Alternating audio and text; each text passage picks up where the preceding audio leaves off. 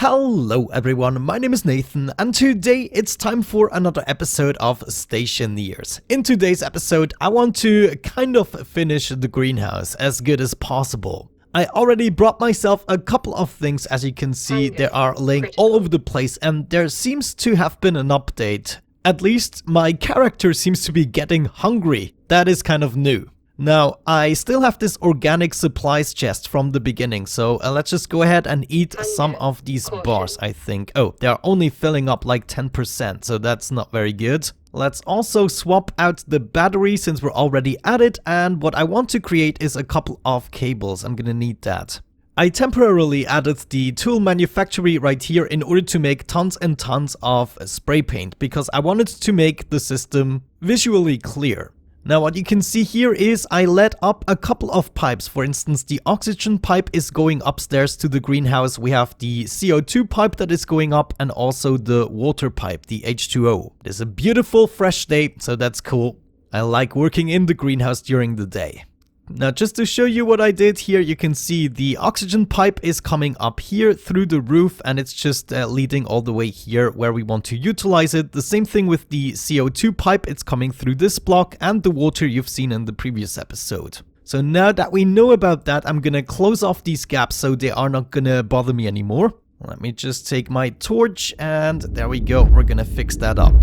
I did not only lead up the pipes, but I also led up the power. You can see this is connected right here. This looks a little bit burnt. I'm not really sure, but what I want to do is take apart these two windows anyway, so I can work a little bit better. Now let's think about what we want to do. Basically, we want to fill up this room with a little bit of CO2, maybe 50 kilopascals or something along these lines. And we also want to have a certain temperature, maybe along the lines of 30 degrees. So as soon as we go too high with the temperature, we want to cool it down. And if we are too cool, we want to heat it up.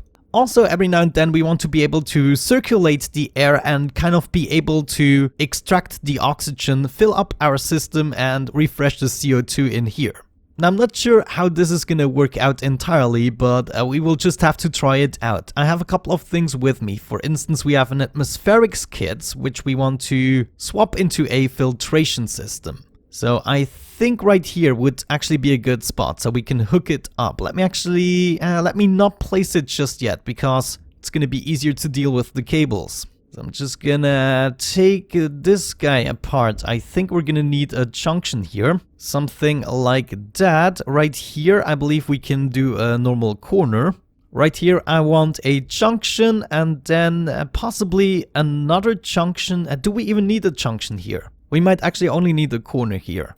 Okay, so far so good. Let's take the atmospherics kit and I want to place the filtration system like that. So here we have our waste, we have the input and we have the output. So the input obviously is going to be our active vent, so we can suck out the oxygen CO2 mix. And we want to filter it. So somewhere I should have a filter. I'm actually not sure where. There we go. Give me that. The oxygen filter we want to place in here. So we can filter out all of the oxygen and put it back into the system here. So theoretically, this white pipe we need to hook up with the output. Maybe let's do that right now. This is not the most convenient spot. I will have to go around here and we will have to do something different with the CO2 pipe. But there we go. The output is now basically attached to my oxygen system, and since we have a oxygen filter, this should be good. Now, as for the waste should be going back into the cycle, or actually maybe the waste can just go out into the air again. Yeah, that is actually a good idea, because the waste is theoretically only going to be CO2, right? What that means is we can, for instance, attach a pipe like so, and then we're going to add a passive vent. Let me see, is this a passive vent? Yes. Okay, the passive vent can go right there, for instance, and it's going to go out into the atmosphere once again. Then, of course, we're going to need the active vent possibly right here. Let me grab that, and we're going to place it so we can hook it up to the pipe, and of course, we will still have to hook up the power. We should have enough cabling in order to achieve that. Corner and another corner. There we go. This should be working. Yes. Okay. We need to set this outward, right? Because we want to suck out the power into this machine. The waste is going directly out into the atmosphere again, and the oxygen is gonna go into our system. So that is good. Let me grab some white paint and we're gonna paint this. Of course, I don't have enough, but we have more paint downstairs. Good. Now we need to take care of the CO2 problem here. Of course, that's not gonna work out. Let me get rid of these pipes. Actually, the pipes we can keep. What I want is take this and this apart, and we need to lead the CO2 into another passive vent. So I guess that's something I have to build still. This passive vent could be right here, and of course, hold the phone. We cannot just lead it into a passive vent. It needs to go to a system so we can regulate it. So actually, maybe it needs to be another active vent so we can enable and disable it. Let's maybe do that. I'm gonna grab my cabling and build myself another active vent. Oh yeah, that's what I'm talking about. Give me all of that. I also already built a gas sensor, but what I don't have is a lot of logic stuff. We have one logic I/O kit. And we got the passive vent, but I'm still gonna need like a memory kit. I'm gonna need something that reads the sensor, that writes stuff. Yeah, let's get another logic I/O kit. And we possibly also need a logic memory in order to specify the temperature and stuff. Alright, the active vent we can place right here, or we could also have it here. This might be a little bit more elegant. Nah, I don't think it really matters. I'm just gonna have it right here. And we need to fix up the cabling. We need a junction like so and a normal corner like that. Beautiful. Now this vent needs to be set inward, I guess. So it actually sucks out the CO2 out of this pipe into the room. Let me go ahead and actually finish painting that. And I also don't have enough paint for this. Oh, what a shame. Let me actually go ahead and grab the paint. This bothers me too much. There we go. Let's paint the CO2 first and then the oxygen. Great. Okay, what's coming out of here? I guess more CO2, right? So everything should be clear. Of course, we could have our logic system kind of along here. So we need to expand this cable. I knew we were gonna need that space for some reason. Let me grab that cable and swap it with a junction.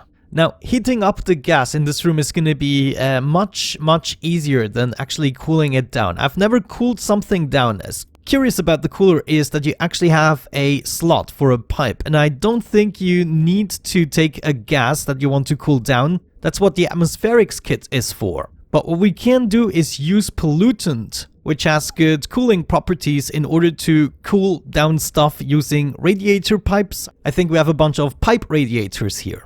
Yeah, those things you can attach to the pipes, and you have to do this in the vacuum, I believe, so outside of the building. And then we should be able to cool stuff down. But this is still only a theory. I've never tested it. But that reminds me, we should actually go ahead and make a solution for the pollutant. Maybe let's build a couple more pipes, and we're gonna bring the pollutant upstairs as well for the cooling system. I also swapped the color for this tank, so our H2 has now a brown color, the volatiles, I believe, and then the pollutant here is what we want to bring upstairs. So maybe let's go ahead and tear this open, and what we want to do is swap this pipe with a junction. There we go. We're just gonna bring this all the way up like we've done with the other pipes, and I guess we have to take apart this panel again. What? My hunger is already at 30 again? I'm gonna die of hunger, guys. I actually don't like the idea. Now I'm actually gonna fix up this panel already, so everything is nifty in this area. Of course, I also want to grab my pipes, and I want to grab a red color so we don't get confused. Just like that. Beautiful. I like it. Now let's see, this pollutant is coming up right here. Interesting. Can we bring it over? Does it even make sense to bring it over, or should we just have the cooler here somewhere? I think we can bring it over. I like the system to be all in one place, to be honest. We would have to do it underground. This sucks. This really stinks. Alright, fine. It doesn't matter. Just give me a couple of minutes in order to accomplish this. Alright guys, I did some trickery off camera. First and foremost, I went into the settings and disabled the hunger, just because at the moment I don't want to deal with it. We can think about that in the next episode. What I've also done is I let the pollutant pipe all the way up to this point. Here I made a junction, a three-way junction, and we have one pipe going into the wall cooler, and the other pipe is leading outside. I'm gonna show you what it is attached to in just a second. Next up, we have the wall heater, which is connected through a cabling right here. I also added the gas sensor right here. You can also see I named all of these things to be easily spottable in the logic section afterwards. Another thing I had to do is lead the cable down a little bit in order to go beneath here and actually set up all of these doors. So now I can close these doors and we should be able to enter this room. Now, of course, I want to do this as seldomly as possible so we don't waste too much gas. Actually, if we wanted to prevent this from happening, from wasting any gas, we could set up another active vent right here that we can manipulate manually. So yeah, before I forget, let's actually have a look at these pipes. They are just leading outside and I think they don't go far enough just yet. You have to lead these out as far as possible, I believe. But these are basically just the radiators attached to my pipes on the outside. I at least believe that's how it works. I'm not entirely sure. Actually, maybe we could observe this with our tablet here. Is the temperature going down? Minus 61.7, minus 61.8. So yeah, it definitely seems to be going down, which is great. So we can afterwards use this cool temperature in order to cool down the room in case it gets too hot. Okay, now one problem I noticed is we don't have a lot of CO2 in here, not necessarily. So maybe that is one thing we could take care of. If I'm not mistaken, we can simply take the silicon, for instance, and put that into the furnace. Oh, actually, I got a whole bunch of pipes here. Yippee-yay. At the moment, I don't think I have anything in my furnace. Well, just a tiny little bit, but I guess that's fine. Let's have a look at the CO2, which is 171 mole at the moment. So if I put the silicon in here, then what do we get? Oh yeah, this goes up considerably. Look at that, already 221. So if I release that into the system, oh, there's just one. Okay, there we go, it comes. That means we should be able to fill up this tank. Well, I have to enable the system first. So let's click this switch, there we go, my filtration is on. And now we can see this tank is actually filling up, so that is good. Now, can I do this over and over again? Because that wouldn't really make sense. Let me see. Look at that. I get my 50 silicon back, actually. So if I throw this in over and over again, we should be able to fill up our CO2 pretty easily. Though the temperature is raising at this point, because of course we're using the air from the furnace practically. But still, it is a necessary procedure at the moment because I desperately need the CO2 to test my contraption. We're actually also getting a lot of nitrogen this way, that is good, and also the pollutant. Alright, there we go. We got it at 1 megapascals. I'm actually gonna leave it at that. Maybe let's throw it in one more time and just keep it in the oven. Alright, so does that actually mean we are ready for a test? What do you think, guys? Maybe we are ready. Maybe let's take a couple of these guys with us. Wheat and corn. We also have some fern and soybean. Maybe let's just start with the corn for this test. I'm gonna reload the save game anyways after the test. Just because that is not actually the final test. We need to have all of the logic stuff installed as well. Now, I presume I shouldn't plant these just yet. We should actually pressurize the room first. So maybe let's go ahead and close up these doors. I also want to check what pressure we currently have. If it is nothing, and yes indeed it is nothing, that is good. So the first thing we would want to do, if the pressure is below, let's say 50 kilopascals, then we want to enable this active vent. So let's actually do this. We would want to enable this active vent until we have a pressure of about 50 kilopascals. Now, do we have enough CO2? Oh, this goes down pretty quickly, I have to say, and we are only at 22 at the moment. So maybe let's just drain the entire system, and I'm gonna remember that I have to fill this up even more. Okay, seems this is all I can actually do. Let's disable this for the time being. So pressure of 36 kilopascals. But a temperature of minus 32 degrees. So what we want to do, of course, in this case is we want to enable the wall heater. And we can already see the temperature is raising rather slowly though, but you know, we don't intend to drain this room too often, I hope, at least. Actually, maybe we need several wall heaters. This is going really slowly. I think it is picking up pace, but still it's like 2 seconds per 1/10 of a degree. So 1 degree takes like 20 seconds. So maybe with a second wall heater we could double the efficiency of that. I would be here for a very, very long time. You know what? I don't think we're gonna need multiple wall coolers, but we're gonna definitely need multiple wall heaters. I'm gonna go with 3 maybe. We could easily set up 3 like here if I don't mind walking over them occasionally. Yeah, let's do that. I'm gonna reload the save game. Let's go ahead and build 2 more wall heaters. Great, I still have plenty of materials. We're doing good with the power. I don't think we had any more fried circuits, but you can never be sure. Alright, let's see this happen. We can have one here, one right there. Then let's grab the third one. Come on. Oh man, my drill does not have enough battery. I actually still have a small battery in here for the drill, so that's good to know. There we go, guys. We did it, and now we don't have enough wires. Just one freaking wire. There we go. All of my wall heaters are hooked up. Now, thinking about this, how many machines we have hooked up to the system, I kind of want to separate the circuit. So what I think I'm going to be doing is I'm going to build another APC unit, and we're going to separate the circuit into yet another one. So we can also disable it if we wanted to. Now, let me see. At the moment, we are separating the circuits right here. So everything as of this point is actually hooked up to a separate system around the entire room. What we could do is we could take this unit and place it somewhere around here, and then I guess we're gonna need another separation here.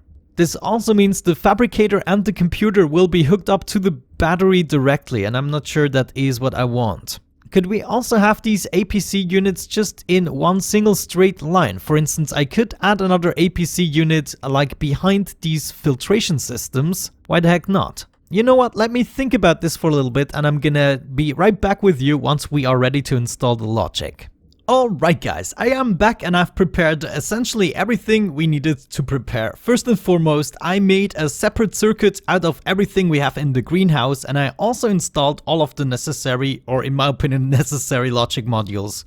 This might be actually a little bit too much, and I'm definitely willing to improve on this system in the future, but nothing is programmed at this stage. Let me just explain you what my thinking is behind the system. So we have our APC unit separating everything right here. So if I disable this, everything right here is gonna shut off as well. Now, I already took myself the liberty of naming a couple of things. We have 2 logic readers. One reader is gonna read the pressure, the other one is gonna read the temperature. We also have 3 logic writers. One is gonna write the pressure, that means activating the active vent in order to get the CO2 in the room. The batch writer is gonna check for the temperature. If it is too low, then we want to up the temperature, and this logic writer is gonna activate the cooling system in case it is too hot. On the top right here we have 2 memory modules. One of course is going to be responsible to give out the correct pressure, which I believe should be around 50 kilopascals. And then of course the other one is going to measure the correct temperature, and you guys let me know it is actually measuring that in Kelvin. So that means 0 degrees is 273 Kelvin approximately. So let's go ahead and actually do that. Logic reader. We want to read from our gas thingy-majingy. The gas sensor greenhouse. Beautiful. And what do we want to measure? We want to measure the pressure. Same thing for this logic reader. We want to choose the gas sensor greenhouse, but here we want, of course, the temperature. So if I enable these 2 guys, we should already get something. Well, actually, we don't get anything because the room, of course, is empty of gases. Now, these 3 modules, of course, I haven't mentioned those yet. Those are my comparison modules. One is going to compare the pressure against what we are measuring, and if it is too low, then we want to enable something. This one here is going to measure the temperature, and if it is too hot, then we want to enable the cooling system, and if it is too cold, right here, we want to enable the wall heaters. So maybe before we do anything else, let's set up the memory. This pressure thing is gonna go up to 50. Let me see, that's not what I wanted to do. Alt, and then I can increase it by 10. So there we go, value of 50. And the temperature we want to set to about 30 degrees. So that's 273 plus 30. So I guess 303 should be doing the trick. We will have to check on that. So let's first compare the pressure. Our input 1 is going to be the reader pressure, right there. Our input 2, of course, is going to be the memory pressure, just like that. And what we want to do is, if reader pressure is lower than memory pressure, so less, then we want to have a state of 1. The next comparison is going to be the temperature, and we want to get it from reader temperature right there, and we want to compare it against memory temperature. Right there, memory temperature. So if the temperature is too hot, that means if it is higher than the memory temperature, then we want to enable this. So greater, if the temperature is greater than what we want it to, then we want to enable the cooling system. The third comparison unit, we still want to read the temperature, but this time we want to compare it, well, we still want to compare it against the memory temperature, but this time we want to say less. So if the temperature is less than 30 degrees, we want to enable the heating system. Last but not least, we need to program the writers. So this first one is going to take its input. Let me see, this is responsible for the pressure. So it's going to take its input from this compare pressure. Right there. The output is gonna be the active vent that is taking care of the pressure. I already named the stuff upstairs as well. So we have active vent greenhouse out. Let me actually see, just to make sure I'm not making a mistake here. Yeah, that's what I thought. This active vent is called greenhouse in because it is leading gases inside of the greenhouse. So that means we want to choose the active vent greenhouse in. And what we want to do is we want to set it on, just like that. If the pressure is too low, we want to enable greenhouse in vent. This writer here is enabling all of the wall heaters. That's why it's a batch writer. And we want to take our input from this. Actually, this one here, if it is too cold. So compare temperature cold. Compare temperature cold. And in this case, we want to enable the wall heaters right there. And we simply want to turn them on. Last but not least, the logic writer that enables the cooler. Here we want to take this comparison unit, so compare temp hot if it is too hot. Compare temp hot if it is too hot, then we want to enable the wall coolers. Did I just miss it? Yeah, there we go. Wall cooler, greenhouse, we want to enable this. Turn on.